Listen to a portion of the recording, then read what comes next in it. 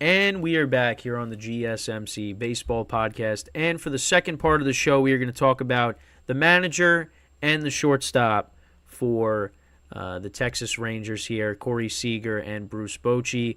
Obviously, these two guys achieved, they had some milestones that they achieved on this past week with the World Series. So Bruce Bochy, well, actually, we'll go through Corey Seager first. So actually, because I have Corey Seager's stats from the postseason, so I just wanted to get that up. 1 second here. And we'll obviously go through the graphic once again in a bit. Towards the end of the segment. But so these are Corey Seager's numbers in the postseason for his career and also for this year. So up top is this year, so you got a 318 batting average, 6 home runs, 12 RBIs, and 1,100 OPS. So he was great in the postseason. His career postseason numbers, 254, 19 home runs, 48 RBIs, and 858 OPS. So, I mean, listen, when Adolis Garcia went down, yeah, like I was concerned because that's a huge bat that they were losing. But, you know, they still had a good lineup where it really didn't matter. I mean, they didn't skip a beat. You know, I mean, the other thing too that I think I mentioned, I might have forgot to say it, but they went 11-0 on the road in the postseason this year. I mean, that is insane. Like, you would have thought Houston was going to win at least one of their games back at home in the championship series, and that wasn't the case. And the Diamondbacks, they've played well at home as well in the playoffs, and the Rangers swept them in Arizona. So, you know, credit to the Rangers. I mean, will that ever happen again? Probably not. But we'll see. You never know. So in 5 games in the World Series, so Corey Seager went 6 for 21. So that was a 286 batting average, 3 home runs, 6 RBIs, and he had an 1,100 OPS in the World Series. And this is his second World Series MVP. He won his first one with the Dodgers. I mean, listen, that Game 1 home run was huge. I was like, wow, like that was huge because I mean the Diamondbacks bullpen has been great, you know, these entire playoffs, and you know, like I didn't think it was gonna happen, and of course it did. And you know what, like. That was a great signing for the Rangers getting him. I mean, listen, as a Yankee fan, I would have loved if the Yankees were able to get him. But I mean, what a player he's been. And also, what's funny is, a reporter asked him a question, you know, about like why it was something along the lines of why did the Dodgers like let him go or whatever. And he just like did not answer the question. They were just like, yeah, let's go to the next question. But like, it's like, why are you asking that? You know, it's like focus on right now, but I don't know. I don't remember what the specific question was, but it was just like it was so strange that that's what they thought to ask him in that particular moment. His reaction is so funny because he just like was like whatever. Let's go to the next question. But yeah, so this was his second World Series MVP. He won one with the Dodgers back in 2020. And actually, yeah, what's crazy is when he won that World Series MVP, that was during the COVID season, and they played the World Series in the Rangers' home ballpark. So that's actually funny to think about. So it was a little foreshadowing there. And the big thing is, and I know I did come out with a short on this earlier in the week. So Corey Seager joins this exclusive club of players that have won multiple World Series MVP awards. So he joins Sandy Koufax, Bob Gibson, and Reggie Jackson for multiple World Series MVPs. That is great company right there. Listen, I mean, you have that, you know, you're well on your way to being a Hall of Fame player, you know. And that's great company. I mean, 2 World Series MVPs, and there's only 3 other players that have done that. I mean, that looks great. That looks great on a resume. He actually did also earn the National League Championship Series MVP honors in 2020 as well. Um, yeah, I mean the big thing was, I mean that huge home run in Game 1. That was unbelievable. That was the best. I mean, that was the best game of the series. A lot of excitement there.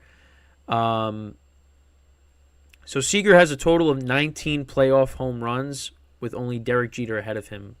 Jeter's got 20. That's among shortstops, I'm assuming. I mean, listen, like, he had a great regular season as well. 327 batting average, 33 home runs, 42 doubles, which led the American League. I mean, he's going to be up there for the MVP voting as well.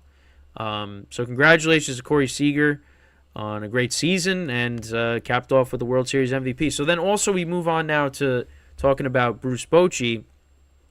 So Bruce Bochy, as a manager, 4 World Series championships. He took a third team to the World Series. He didn't win with the Padres, but 3 with the Giants, now 1 with the Rangers. So as a baseball player, so again, this was an article, I think that CBS, this is where I got all this information from, with CBS releasing an article. So actually, Bruce Bochy made his debut in 1978. He retired after the 1987 season. Really, it didn't seem like he was going to be a manager. There was no indication that he was going to, manage a team. But obviously, yeah, he, managed the Padres, managed the Giants. Now he managed the Rangers. He retired. He essentially retired. For managing. He was with the Giants, obviously, like I just said, and they replaced him with Gabe Kapler. And then the Rangers, they got him out of retirement, and he led them to a World Series. I mean, that's crazy. And so he joins Joe Torre and Walter Alston with 4 World Series rings. And listen, I mean, what a Hall of Fame career he's had as a manager. So he has a 6-0 record in winner-take-all games and 14 elimination game wins.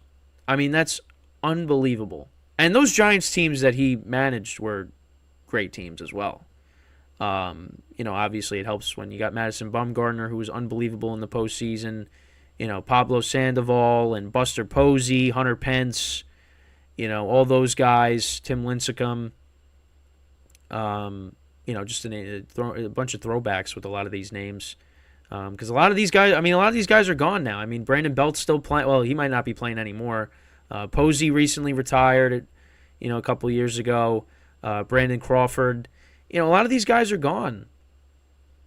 But that's unbelievable. And yeah, I mean, he what a turnaround, for the Rangers, because this was a team that just was I shouldn't say underachieving, but wasn't very good for a long time. Obviously, they had that classic of a World Series that they ended up losing in 2011. And they lost the World Series the year before that too, against the Giants. Then they lost against the Cardinals. They were 1 strike away. Natali Feliz was on the mound, and David Freese hits that ball off the wall. Nelson Cruz doesn't get it. They tie the game. Freese hits the walk-off home run, and then they won in Game 7. And it's crazy that Rangers team never won anything. With Josh Hamilton, Mitch Moreland, I love how I say Mitch Moreland, Adrian Beltre, Andrews, Michael Young, Nelson Cruz, who actually just recently retired. So he's going to be missed, of course. Another player from the childhood is retiring. They had Cliff Lee on one of those teams. It's amazing that Ian Kinsler, yeah, all those guys. That was a good team. Mike Napoli, I'm just naming guys. It's amazing that team didn't win, but this team with Bruce Bochy, you thought, like, when they got Bochy that, okay, now they got a real manager. And the improvements in the rotation. Let's see what this team could do. And this team was good. this team was good. It was a very good offensive team. The rotation, Evaldi was injured at points during the year. Obviously, DeGrom, with the Tommy John. But they held it together. And, they got criticized for trading for Chapman. But they ended up winning the World Series this year. And, a big part of that is the two guys that are titled in this segment. Is the manager, Bruce Bochy, and, of course, Corey Seager, who played in a lot of big games with the Dodgers. So, and already won a World Series MVP, so this was nothing new to him. Yeah, I mean, what a ride for the Rangers, really. First championship in franchise history. And, again, like I said in the last segment, this is going to be a good team moving forward. You got Seager locked up, for a while with his contract. You got Simeon. And, we'll see, if they keep the other guys in the rotation around. You get DeGrom back, hopefully. It's unfortunate that DeGrom got hurt. And we couldn't see him pitch in the World Series. But, we couldn't really see him pitch at all this year. He really didn't pitch. But, yeah, I mean, this team moving forward is going to be dangerous. And I think from the ESPN article, they had the fourth best odds to win the World Series. I think it went the Braves, the Dodgers, the Astros, the Rangers, and then the Phillies. So, I mean, listen, you keep your guys. I mean, most of these guys will be back next year. I mean, all the young guys will be back. It's really like the rotation. Montgomery, are they going to bring him back? I mean, what's the future with Max Scherzer? I don't know. I mean, we'll see. But, like I said, this team is going to be good for a number of years. And also, of course, Adolis Garcia as well, who was an all-star this year and was great in the postseason as well. But, yeah, I mean, the Rangers, they got a good team, and that team is going to be good, should be good for a long time. So with that, we are going to take our second break of the show. But, again, I just wanted to remind you guys before we go into break, to become part of the show, to make it more interactive, of course, and, to tip or donate, get your comments recognized, make sure to go to streamelements.com/gsmcsportsnetwork./tip. Again, streamelements.com/gsmcsportsnetwork./tip. Really helps the show, and like I said, makes it more interactive, makes you part of the show. It highlights your comment, I answer it, I address it on the live broadcast, and it's also on the ticker at the bottom of the show segment. So make sure to go and do that. And with that, we are going to take our second break of the show. And then when we come back, we're going to take a look at the Silver Slugger Award finalists. So we'll go over the players that are listed, and that will be the third part of the show when we come back. So stick around, and we'll be right back here on the GSMC Baseball Podcast.